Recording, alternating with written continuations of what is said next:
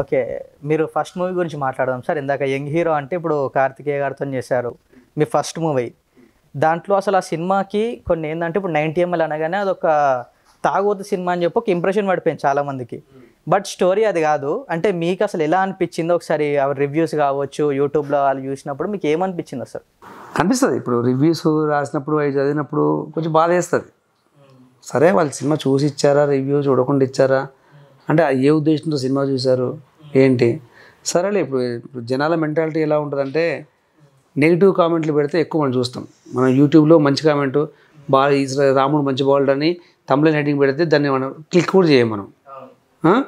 ఒక ఏదవా ఒక అమ్మాయి ఇంకా వెంటబడ్డాడు, ఆ అమ్మాయి అని చెప్పు తీసి అని పక్కన పెట్టి డాష్ పెడితే ఏంటిది ఇది అని నొక్కి ఓపెన్ చేస్తాం. సో మనకు నెగిటివ్ కామెంట్ పెడితే టక్కున ఓపెన్ చేసి దాంట్లో నెగిటివ్ కోసం చూస్తూ ఉంటాం. మనం పేపర్ చదువుతప్పుడు కూడా మనకు రాజకీయం గురించి కావచ్చు, లేకుంటే సంక్షేమ పథకాల గురించి కావచ్చు, లేకుంటే పార్టీల గురించి కావచ్చు, హెడ్లైన్స్లో ఉంటాయి ఫ్రంట్ పేజ్లో. అవి చదివే వాళ్ళు చాలా తక్కువ మంది. ఒక చోట వైఫ్ హస్బెండ్ని చంపేసింది, ఇంకో ఇలాంటి నెగిటివ్ న్యూస్లు ఉంటాయి చూడు, అవి ఫస్ట్ అవి చదువుతూ ఉంటారు జనరల్గా. అయితే ఈ జనాల మైండ్ సెట్ని క్యాప్చర్ చేసి నెగిటివ్ హెడ్డింగ్లు పెట్టేసి దాని ద్వారా ఇప్పుడు ఒక రివ్యూ రాసి ఎంత వస్తుంది వాళ్ళకి? ఒక 5,000 వస్తాయి అంతేగా. అంతే సార్. 10,000 వస్తాయి. కొంచెం మంచి పేరున్న రివ్యూ రైటర్కి, ఆ పేరున్న సంస్థ అయితే ఆ వారం గడుస్తుంది వాళ్ళకి. అంటే నా సినిమాని చంపడం వల్ల వాళ్ళు బతుకుతున్నారు, బతుకని అనుకుంటాం అంతే. ఇప్పుడు పూరి జగన్నాథ్ గారు చెప్పారు, సంవత్సరానికి హిట్ అయ్యే సినిమాలు 10-15 ఉంటాయి, వాటి వల్ల మీకు ఫుడ్ ఏం రాదు. ఈ ఫ్లాప్ సినిమా డైరెక్టర్లతోనే మీ ఫ్యామిలీ గడుస్తున్నాయి, మీ పిల్లలు పెరుగుతున్నారు, మీ పిల్లల స్కూల్ ఫీజులు కావచ్చు, మీ ఇంట్లో మీరు తినే ముద్ద, అన్నం ముద్ద, మీ 4 చేలు 5 చేలు చేతి పెట్టి నోట్లో ముద్ద వెళ్తుంది కదా, ఇది మీరు ఫ్లాప్ సినిమా, చెత్త సినిమా రాసిన ఓ ప్రొడ్యూసరు కష్టపడి సంపాదించిన డబ్బు అది. వాడిని చంపి మీరు తింటున్నారు, వాడి రక్తం కూడా మీరు తింటున్నారు, అది తెలుసుకోండి అని చెప్పారు. సున్నితంగా చెప్పారు ఆయన. నేను కొంచెం హార్ష్గా చెప్తున్నాను, చాలా సున్నితంగా చెప్పారు. మీరు ఒక సినిమాని బతికించి మీరు బతకండి. ఎందుకంటే ఇప్పుడు ఒక 100 కోట్ల పర్సన్ సినిమా తీశాడు, 2 కోట్లు పెట్టి తీశాడు. ఆ సినిమా కొద్దిగా పర్వాలేదు అనిపించి ముందుకెళ్తే అతను ఇంకో సినిమా తీస్తాడు, మళ్ళీ ఇంకో సినిమా తీస్తాడు. ఇప్పుడు ఈ సినిమాని చంపేసినాం అనుకో మీ రివ్యూస్తోని, చెత్త సినిమా, పర్వాన్ సినిమా, ఇలాంటి సినిమా, బేవర్ సినిమా, ఇంక సినిమా చేయడం వచ్చా, ఇట్లాంటివి రాస్తుంటారు తెలుగుగా.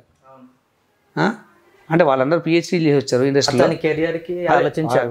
రివ్యూ రైటర్స్ అందరూ రివ్యూస్ కాలేజ్ అని ఒక కాలేజీలో పిహెచ్డీ చేసి వచ్చారు అనమాట. వీళ్ళందరూ యాంటోగనిస్టు, ప్రొటగనిస్టు అని పెద్ద పెద్ద పదాలు వాడుతూ ఉంటారు అనమాట వాళ్ళు.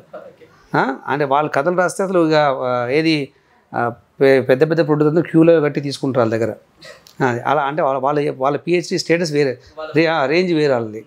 సో వాళ్ళతో మనం వాదించలేము మనం. అంటే ఆడియన్స్ పల్స్ వేరు, ఆడియన్సే కదా చూసేది, మేము ఆడియన్స్ స్టేజ్లో పాయింట్ ఆఫ్ రివ్యూస్ ఇచ్చామంటారు. సో ఇప్పుడు మూర్ఖులతో వాదించడం వేస్ట్, అంతేగా. వాడు ఏదో రాసుకుంటూ బతకని అని వదిలేస్తాం అంతే, వాడు బతకంతే. సినిమా చూస్తుంటే కూడా పక్కన సినిమా వస్తుంది, ఏదో చచ్చిపోతారక అది చూస్తుంటే రాస్తూ ఉంటారు, రాస్తూ ఉంటారు రివ్యూ. అంటే మరి ఈలోపు ఒక డైలాగులో కూడా లింక్ ఉంటుంది, సినిమా లింక్. ఒక డైలాగుతో సినిమా కలర్ మారిపోద్ది. మరి ఏం చూస్తారు, ఏం ఫీల్ అవుతారు, సినిమాలో ఎమోషన్స్ ఏం క్యారీ అవుతాయి? చచ్చిపోతారా ఒక 3 రోజులు రివ్యూ ఇవ్వకుండా అవుతాయి? ఫ్రైడే, సాటర్డే, సండే 3 రోజులు ఆగండి రివ్యూ ఇవ్వడం, 3 days ఆగండి. 3 daysలో ఆ సినిమాకి వచ్చే రెవెన్యూ సినిమాని జనాలు డిసైడ్ అవుతారు. సినిమా హిట్టా ఫట్టా జనాలు డిసైడ్ చేసుకుంటారు. సోమవారం నుంచి మీ ప్రతాపాలు చూపించండి, ఇక ఆ సినిమాని చీల్చెండండి. అంటే ఆ సినిమాకి 3 రోజులు సినిమాని బతకనివ్వండి. ఆ తర్వాత యథావిధిగా మీరు రివ్యూస్తో ఆ సినిమాని చంపేయండి. మీరు ఏమైనా చేసుకోండి. ఇక ఆ సినిమా భవిష్యత్తు 3 days అయిపోయింది, ఫ్రైడే, సాటర్డే, సండే. ఆ 3 రోజులు బతకనిస్తే ప్రొడ్యూసర్ బతుకుతాడు. ఆ ప్రొడ్యూసర్ నమ్ముకున్న కొన్ని ఫ్యామిలీస్ ఇండస్ట్రీలో ఉన్న 24 క్రాఫ్ట్స్ బతుకుతున్నాయి సినిమా మీద. అంతెందుకు ఆ రివ్యూ రాసేవాడు ఆ సినిమా మీద బతుకుతున్నాడు. సంవత్సరానికి వచ్చే 100 మంది కొత్త ప్రొడ్యూసర్ని ఈ రివ్యూస్ రైటర్స్ చంపేస్తున్నారు వాళ్ళ రివ్యూస్తో. ఆయన చెప్పారు 2 ఇవ్వాలనిపిస్తాను నీకు రివ్యూ రేటింగ్, అదేదో మరి 2, 3, 4 దానికి పారామీటర్స్ పెట్టుకొని అది ఎక్కువ ఇస్తే ఒక హాఫ్ పాయింట్ ఎక్కువ ఇస్తే వాడి సొమ్ము మీద ఆస్తి పోతున్నట్టు 2.25, 1.75 3కి మించి ఉండవు, 3కి మించి అసలు రివ్యూ ఇవ్వనివ్వరు. అంటే ఏం లేదు, గ్రేట్ ఆంధ్ర వాడు ఎంత రివ్యూ ఇచ్చాడు చూసుకుంటారు, గుల్టే వాడు ఎంత ఇచ్చాడు చూసుకుంటారు, వాడు వీడు ఇంత ఇచ్చారండి, వాళ్ళు వీళ్ళు ఇంత ఇచ్చారండి, మనం ఎంత ఇవ్వాలి, అదే పిచ్చి స్ట్రాటజీలు అంతే. నీకు నిజంగా సినిమా నచ్చిందా లేదా అది ఓపెన్గా చెప్పు అంతే. నువ్వెవడు డిసైడ్ చేయడానికి ఇది అలా ఉండాలి ఇది ఇలా ఉండాలి అని నీ పాయింట్ ఆఫ్ వ్యూ నువ్వు ఊహించుకుంటున్నావు అంతే. అది నేను తీసిన సినిమా నిజంగా చెత్త సినిమానే అయితే ఈరోజు 11.12 రేటింగ్ రాదు. 90 అనే సినిమా టీవీలో టెలికాస్ట్ అయితే 11.12 రేటింగ్ వచ్చింది. మరి దాని తర్వాత చాలా సినిమాలు వచ్చాయి, పేపర్లో వీళ్ళు రివ్యూ రాసి బాగున్నాయి సినిమాలకు కూడా రేటింగ్లు పడిపోయినాయి. ఇదే లాక్డౌన్లో వచ్చాయి కదా సినిమాలు. ఇప్పటికో 40 సార్లు వేశారు మా టీవీ వాళ్ళు. 90 సినిమా నేను ప్రతి క్యాబ్లో వెళ్ళినప్పుడు కావచ్చు, మా కామెంట్లు చాలామంది అన్న సినిమా సూపర్ ఉంటుందన్న, బాగుంటుందన్న. ఒక్కొక్కరు 3-4 సార్లు చూశారు సినిమా. నేను మా టీవీ వాళ్ళు అడిగాను, ఎందుకు సార్ ఎన్నిసార్లు వేస్తున్నా సినిమా అని. ఎప్పుడు వేసినా రేటింగ్ సూపర్ వస్తుందండి, మరి వచ్చినప్పుడు దండుకోవాలి కదా అన్నారు.